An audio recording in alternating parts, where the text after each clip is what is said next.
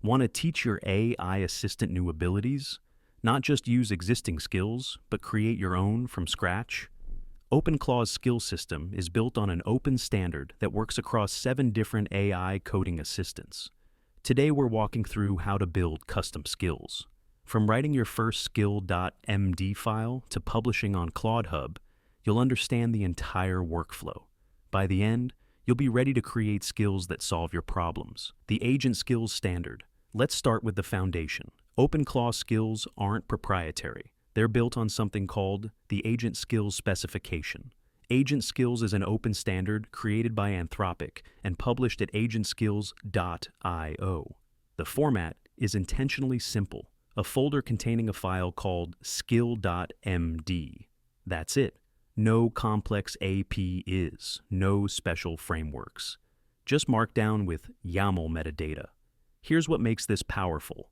Because it's an open standard, the same skill works in Claude Code, Cursor, VS Code, OpenAI Codex, Gemini CLI, GitHub Copilot, and of course, OpenClaw. Write your skill once, use it everywhere.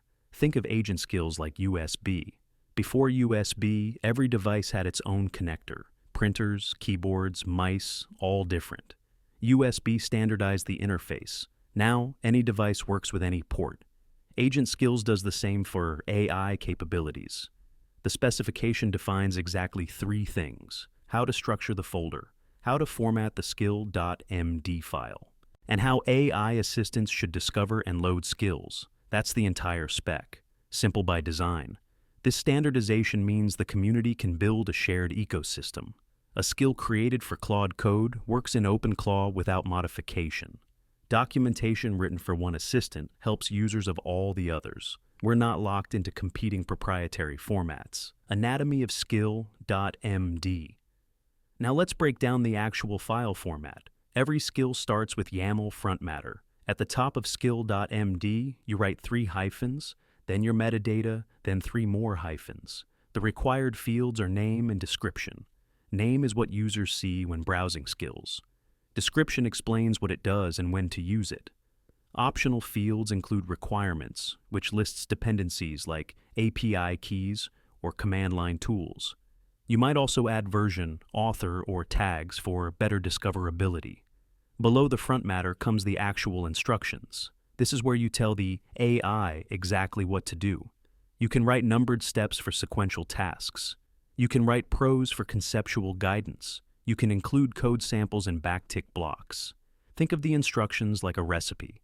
Be specific about ingredients. Be clear about steps. Define what success looks like.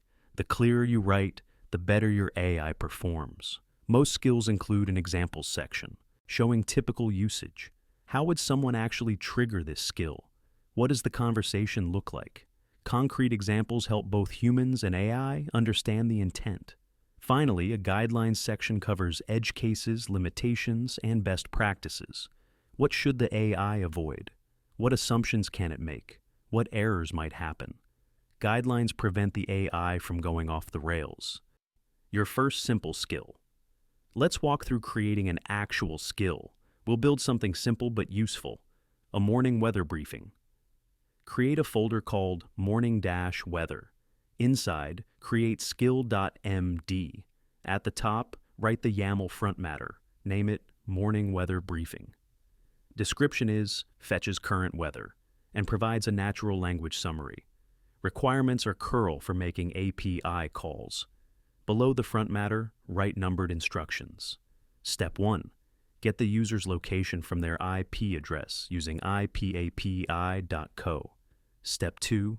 Extract latitude and longitude from the JSON response. Step 3.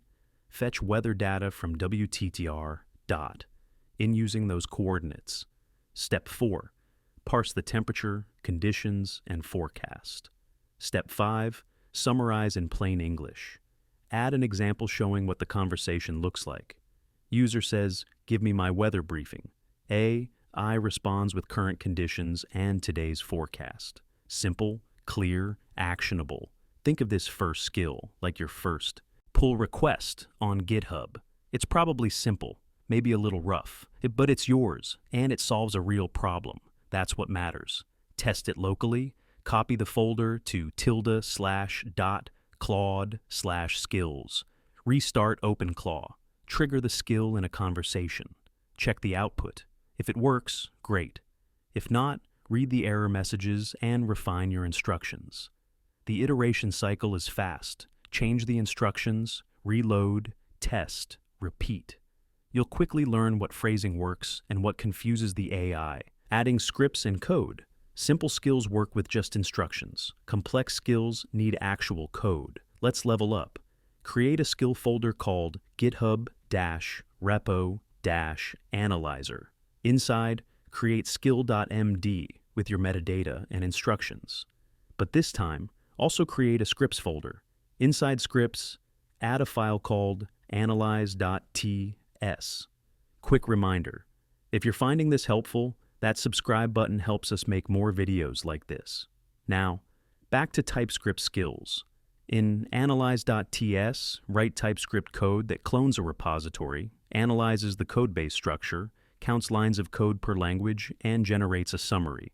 Your SKILL.md instructions tell the AI when to call this script and how to interpret the results. Add a package.json file listing dependencies. If your script needs OctoKit for GitHub API access, list it there. OpenClaw will install dependencies automatically when the skill loads. You can use any package manager. npm is the default. But if you prefer pnpm, yarn or bun, specify it in your moltbot.json config file. The skills system respects your choice. Think of scripts like tools in a toolbox. The skill.md file is the instruction manual. It tells the AI which tool to grab and how to use it. The actual tool is the TypeScript code that does the work. This separation of concerns is powerful. The AI handles orchestration and context. Your code handles the heavy lifting. Together, they accomplish complex tasks that neither could do alone. Environment variables and secrets. Let's address security. Never hard code API keys in your skill files. Instead, reference environment variables. In your skill.md instructions, tell the AI to use process.env.openai_API_key. Document this requirement in your description and guidelines. For local development, create a .env file in your skill folder. List your keys there. Add .env to .gitinyor so you never accidentally commit secrets. This is basic security hygiene, but it's critical. When users install your skill, they'll need to set these environment variables. Document exactly which ones are required and where to get them. For example, sendGrid_API_key is available from the SendGrid dashboard after signup. OpenClaw stores gateway secrets in ~.claudbot/config.json. User-specific keys can live in ~.env. Shell environment variables work too. The flexibility lets you choose the right storage for each secret. Think of environment variables like keeping your house key separate from your address. Your address is public information. Your key stays private. Treat API credentials the same way. For advanced users, consider Vault integration.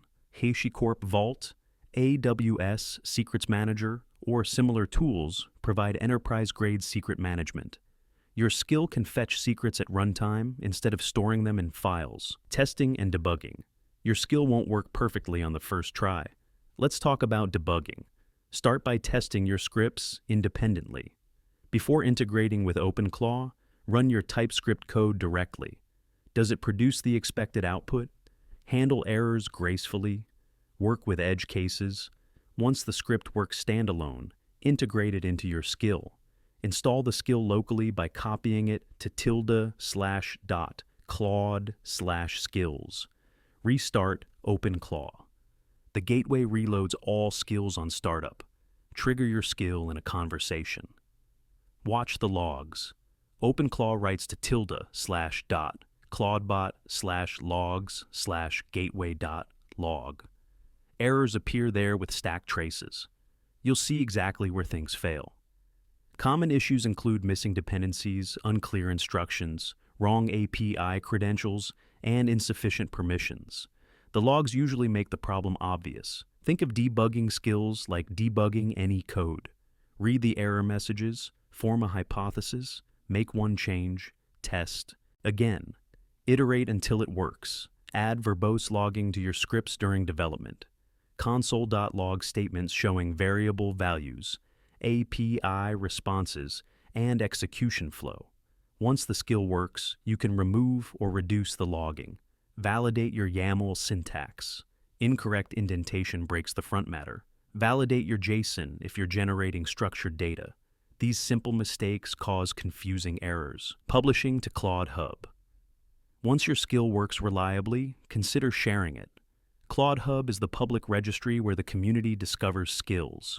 First, create a readme.md file explaining what your skill does, how to install it, and how to use it. Include screenshots or example conversations. Document any required environment variables. Add a troubleshooting section for common issues. Use the ClawdHub CLI to publish. The command is Claudbot skill publish, followed by the path to your skill folder. The CLI validates your skill.md format, checks for required files, and uploads to the registry. Version your skill with semantic versioning. Start at 1.0.0. Breaking changes increment the major version. New features increment the minor version. Bug fixes increment the patch version. This helps users understand what changed between releases. Tag your releases in Git. Create a tag for each version. Push the tags to GitHub. ClawdHub can track your releases and notify users when updates are available. Think of publishing like open sourcing a project. You're contributing to a shared ecosystem. Others benefit from your work. You benefit from their feedback and contributions. The barrier to publishing is intentionally low. If your skill solves a problem for you, it probably solves it for others too. Don't wait for perfection. Publish when it works. Iterate based on user feedback. Security considerations. Let's talk about the risks. Skills have access to your system. Malicious skills can cause real damage. Security researchers at SOC Prime identified skill poisoning as a major risk. A malicious skill can steal credentials, exfiltrate API keys, modify system files, or install backdoors. This isn't theoretical. It's a real attack vector. Before installing any skill, review the skill.md file. Read the instructions. Do they make sense? Are they asking for unnecessary permissions? Check for red flags like shell execution without clear justification. If the skill includes scripts, review those too. Look for suspicious network calls. Check what files it reads or writes. Validate that dependencies come from trusted sources like NPM, not random GitHub repos. Only install skills from trusted authors. Check their GitHub profile. Look at their other work. Do they have a history of quality contributions? Or is this a brand new account with no track record? Think of skill security like downloading software from the internet. You wouldn't run a random executable from an unknown source. Treat skills the same way. Trust but verify. For your own skills, follow security best practices. Validate all inputs. Sanitize data before passing to shell commands. Use parameterized queries for databases. Handle errors without leaking sensitive information. Document any dangerous operations. If your skill modifies files, say so explicitly. If it makes network requests, list the endpoints. Transparency builds trust. And if you want to dive deeper into OpenClaw security overall, check out our video on privacy and security features. I'll link it right here. Thanks for watching, and remember, the skills you build for yourself are more powerful than generic tools built for everyone. OpenClaw lets you customize your AI to your exact workflow.